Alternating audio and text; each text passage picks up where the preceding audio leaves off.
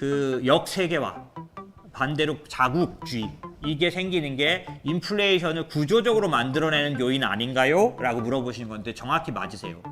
그러니까 그 요인은 인플레이션을 만들어내는 요인 맞습니다. 그런데 그 인플레이션이 지속적으로 4%, 5% 이런 식으로 계속해서 우리들 주변에 머무를 수 있는 인플레이션이 될 수 있느냐인데, 아까 제가 말씀드린 디플레이션 요인이 이 요인보다는 훨씬 더 크고 길고 강하기 때문에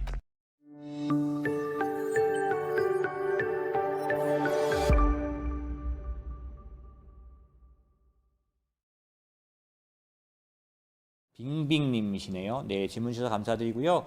탈중국이나 역세계화로 인한 구조적 인플레이션 요인들은 한 번도 언급하시지 않는지 궁금합니다. 그러니까 제가 인플레이션이 조절될 거라고 말을 하는 거에 약간 모순이 있지 않냐 이런 말씀이시죠? 맞으십니다. 그러니까 탈중국 그러니까 무슨 얘기냐면 밸류체인을 중국에서 미국에다 다시 만드는 거.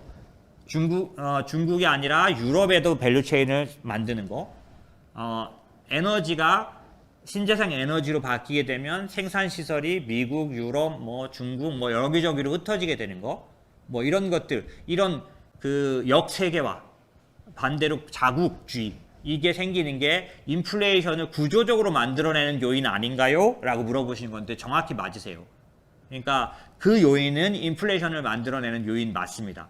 그런데 그 인플레이션이 지속적으로 4%, 5% 이런 식으로 계속해서 우리들 주변에 머무를 수 있는 인플레이션이 될 수 있느냐인데, 아까 제가 말씀드린 디플레이션 요인이 이 요인보다는 훨씬 더 크고 길고 강하기 때문에 이 자국 내에다가 생산 시설을 만드는 이런 리쇼어링, 이런 그 밸류체인의 변경, 이거는 1년에 만에 일어나진 않겠지만 앞으로 2, 3년 정도 내에 집중적으로 일어날 가능성이 많아요. 그 기간 동안에는 인플레이션 요인으로 작용할 거는 분명히 맞을 것 같습니다. 하지만 어느 시기에 이게 일어나느냐도 영향을 주게 되는데, 예를 들면 침체에 들어가 있을 때 저런 요인이 발생하면 인플레이션을 만들어낼까요? 이때는 반감되겠죠.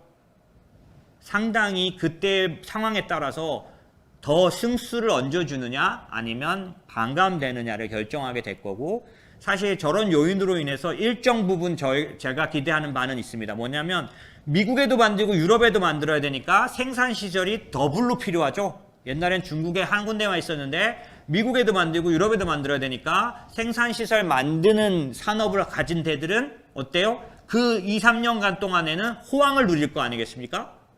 그런 쪽이 반도체, 그런 것들, 그런 쪽이 로봇, 어디나 다 비용을 줄여서 생산시설을 만드는 일이 미국에도 일어나고 유럽에도 일어나고 중국에도 일어나고 러시아에도 일어나고 이렇게 되니까, 사우디아라비아에도 마찬가지. 이제 석유로 못 먹고 살죠?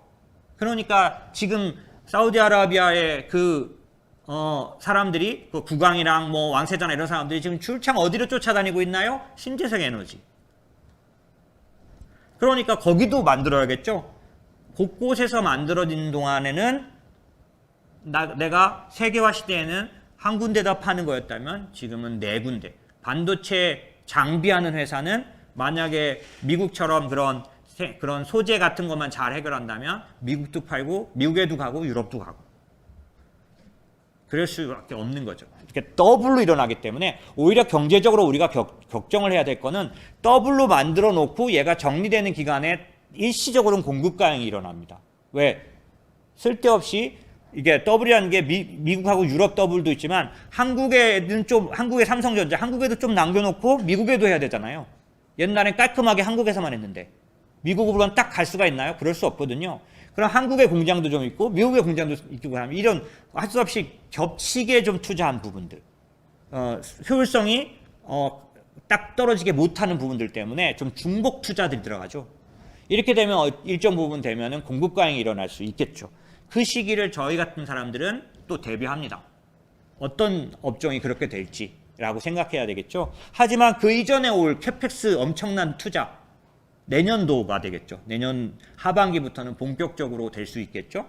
그럴 경우에는 또 몇 년 만에 한번 오는 호황을 겪게 됐죠. 반도체 그 메모리 한번 생각해 보십시오. 한 거대한 곳에 막 세네 군데 엄청난 그 생산 시설이 추가로 또 만들어진다면 얼마나 많은 반도체 제품들이 그 들어가야 할까요? 그런 것처럼 기본적으로 말씀하신 요인 말씀은 정확히 맞으시고요. 다만 그 요인이 이 세상 이 시대를 인플레이션 시대로 바꿔놓을 요인은 되지 못한다. 왜? 디플레이션 요인이 훨씬 더 크기 때문에. 왜? 국경제가 신경제로 바뀌는 동안 이 그 국경제는 무조건 디플레이션 구조적입니다.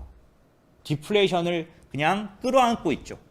그 구조적으로 그래요. 제가 미국이 좀비 기업을 많이 만들어냈다. 이거 디플레이션적입니다. 그게 드러나고 나타나면 족족 어때요? 가라앉고 망하고 없어지고 이게 다 디플레이션입니다. 돈을 못 버는데 실직했는데 무슨 소비를 해요? 이게 다 디플레이션적입니다.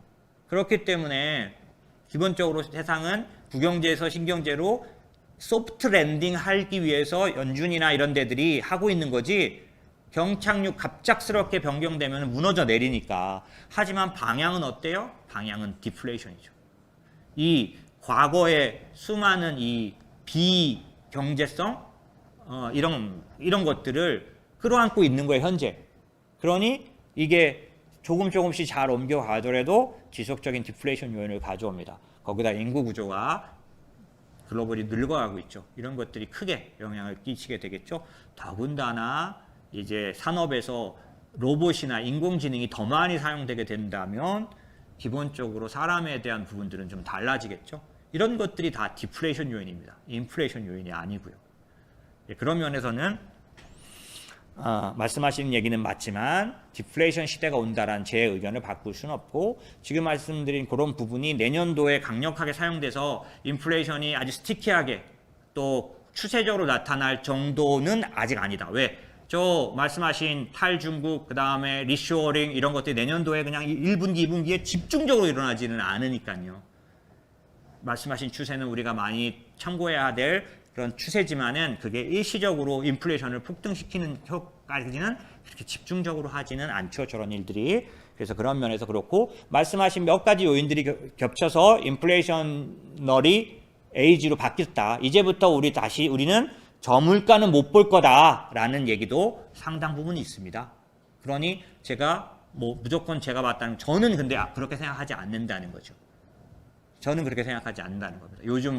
요즘 이제 그런 제가 말한 의견이 제가 좀 탐탁지 제가 설명을 좀 잘 못해서 안 하다시면, 최근에 캐시우드는 계속 같은 말을 해왔고요.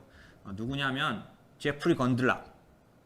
그러니까 옛날 핌코의 회장이었던 건들락이라는 사람이 있어요. 제프리 건들락이 맞을 겁니다. 이 사람도 디플레이션 시대가 온다 얘기하고 있고, 그 다음에 심지어는 일론 머스크도 그래가지고 얘기했죠. 이것들은 어느 정도 흐름이 있는 얘기이기 때문에 제가 헛소리를 하는 것만은 아니고요. 다만 말씀하신, 그래서 인플레이션 시대가 온다라고 말하는 주장도 당연히 탄탄하게 있습니다. 다만 저는 디플레이션 시대로 돌아갈 거라고 보는 쪽이에요. 금융으로만 세상을 봐서 그런지 모르겠습니다.